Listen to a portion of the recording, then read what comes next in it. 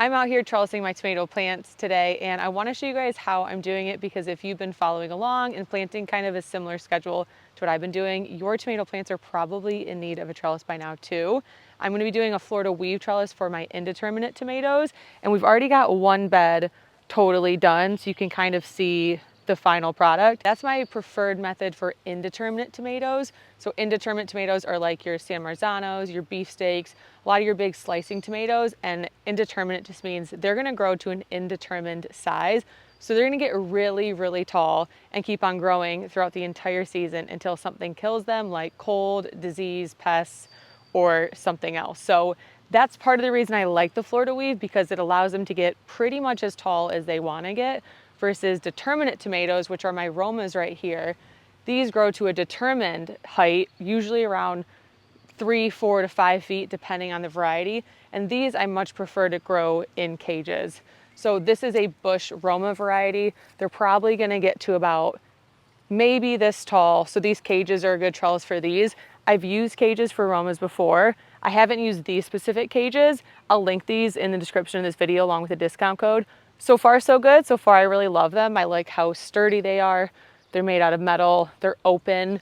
They're open the whole entire height of them, rather than like those cone shaped ones that you see, or that, like, I don't know, a lot of other people use those. Those I think kind of strangle the plants, where these ones, there's enough room for them to really sprawl out. Right now, these are still kind of recovering from all the cold weather we've been having here in Michigan, and that's why they're kind of floppy. They're not doing the best, but another week, I think they're gonna be doing great. If you're wondering why I wouldn't use the Florida weave for determinate tomatoes, it's because the determinate ones are bush varieties, and they're gonna grow kind of in all directions like a bush. And we actually tried to Florida weave these last year, but it was really hard because there were so many branches going in every direction, versus an indeterminate tomato, I always prune to 1 or 2 stems, and then I weave like around those 1 or 2 stems. With the Romas last year, they had like 3 or 4 branches sometimes going up, and then to take a piece of twine and try to weave through those, it was like almost impossible, and it was really hard to contain a bush variety with the Florida weave. So again, that's another reason I just think cages are a better option for Roma tomatoes or other determinate varieties.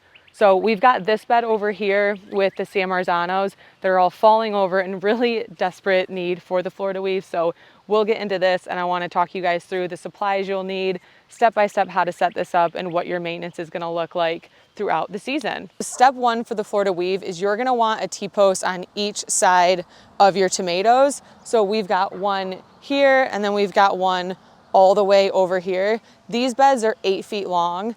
I do think if you're gonna have a bed any longer than 8 feet, you might wanna add one more T-post in the middle as support, just because your twine that runs through the middle might get kind of weak if you have to stretch it over, you know, a greater distance than 8 feet. But if you got 8 feet like me, I think that's enough. We're using 8-foot T-post on this bed because these tomato plants will probably grow to around 6 foot-ish, maybe taller. And then you lose some of the height of the T-post by burying it into the ground, and then you lose a little bit because of the height of the raised beds. So we used 8 foot last year for these ones. These are my beefsteaks and my Cherokee purples, and this was a really great height. However, we also used 8 foot for the San Marzanos last year, and the San Marzanos totally outgrew them. So this year we're gonna use 10-foot T-posts. So Dylan's gonna start off step 1. He's just gonna drive those 10-foot T-posts into the outsides of the raised beds. I know I'm probably gonna get questioned why we don't do them on the insides of the beds. And honestly, I think they're just more stable being on the outside, because then when the twine is going across and the tomatoes kind of start weighing down on the twine, you have the outside of those raised beds to support the insides of those T-posts from not just like totally collapsing and going in. So I like the T-posts on the outside. Now that we have all 4 T-posts in, I'm going to use this twine and start building out the weave. We got this from Tractor Supply 2 years ago, and it came, I think, with 2 of these giant things in the package, and we haven't even made a dent into this first one. So I think now we have a lifetime supply of this, but I will leave it linked in the description of this video because this has worked out really well. I did try to trellis some cucumbers and snap peas 2 years ago, kind of not like the Florida weave, but like similar-ish, and I used like an organic, all-natural fiber twine So something that wasn't like poly, something that wasn't plastic based, and it just did not hold up. It lost its strength really quickly. The plants weighed it down. The wind, the rain, everything just totally destroyed it. So I would recommend a poly-based twine like this one. Again, I'll leave it linked in the description because these plants are gonna get really, really tall. They're gonna get really heavy, and you just need something that's gonna hold up the entire season. So this is what I recommend. This is what I used last year. It worked great. We're using it again this year. Now to get this set up, basically the Florida weaves, I'm gonna use this twine and I'm gonna weave in and around each stem of each tomato. There's gonna be one row of twine going this way around each, and then it'll come back the other way around the opposite side of the stems. So I just set this down here and I pull it and I see how much I need to go the length, plus a little extra to tie off on the T-post at the end. And right there is good because I've got extra down there. And I'll just use some pruners or scissors or whatever you have and cut it. And then to get started, now you're at the mercy of your shortest tomato plant in the row at all times. So I'm gonna take a look through here, and I think this guy is probably my shortest. So I don't wanna have my first row any taller than him. I want it to hit just about there.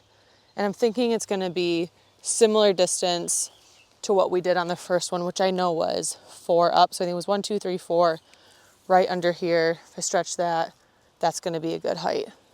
So I'm just gonna start here by tying it off. And I do minimum 3 knots. I'm a worrywart sometimes with this and I don't want it to come undone. So I'm gonna do 3 knots there.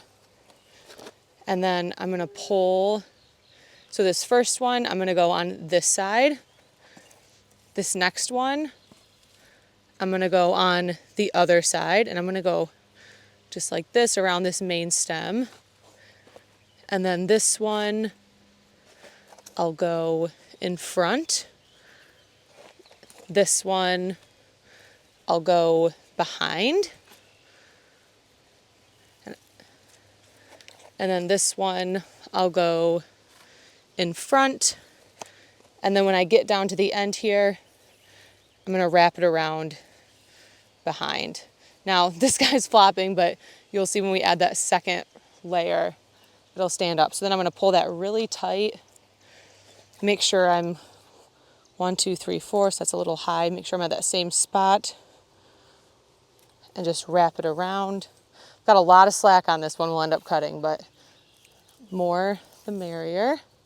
Or I should say more is better than running out. And then I'm just going to, as I'm pulling it really tight, tie it off there, wrap it around, and then just like the other side, I do about 3 knots just to make sure it's nice and secure. Around here.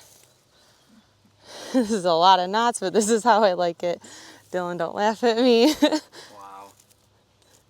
And good. All right. Okay, and then I'll come through at the end and I'll cut this here, but this is the first row. So now we're gonna do the exact same thing, but we're gonna go around them in the opposite direction. So same thing with my second row. I just measured out as much twine as I'm gonna need, cutting it, and then I'm gonna start at that same spot as I did before.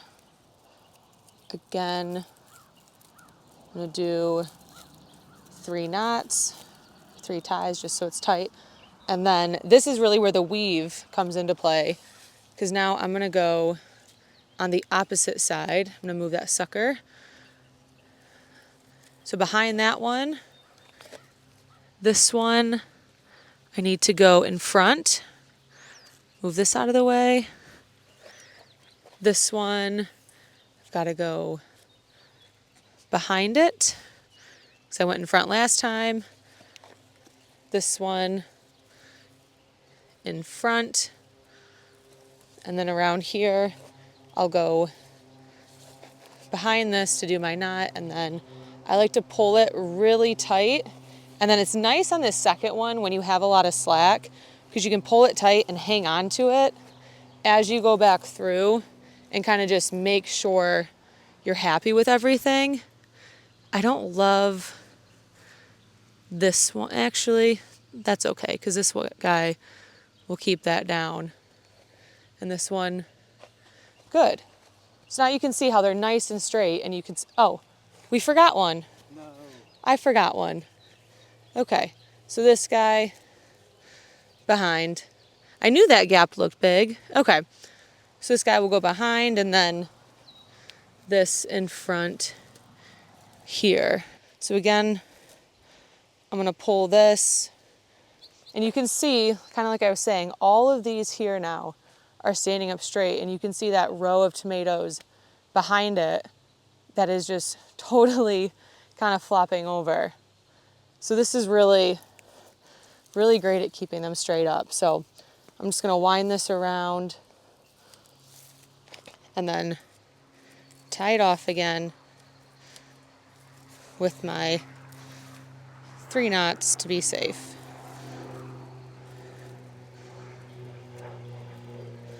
And then one of, I guess, the negatives to the Florida weave, and something that I found a little bit annoying last year, probably because last year I had 3 beds of tomato plants and there was 3 rows of tomatoes each, so I had 9 rows of Florida weave, where this year I only have 4, is as your tomatoes get taller and taller, you have to add rows as you go. I usually recommend, or at least what we did last year, is we added rows every about 5 to 6 inches. So we've got our first row here. We'll probably have our second row probably about here, then another one here, and then here, and then, you know, as we go. I don't know yet how I'm gonna be able to do them when these get really tall, because I can't reach up there.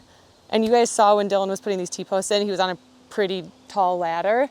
So we'll cross that bridge when we get to it. But that is one negative with the Florida weave, where with the cages for your determinate tomatoes, I'm setting those cages there and I'm not touching those again the whole season. Like, that trellising system is in place, it's done.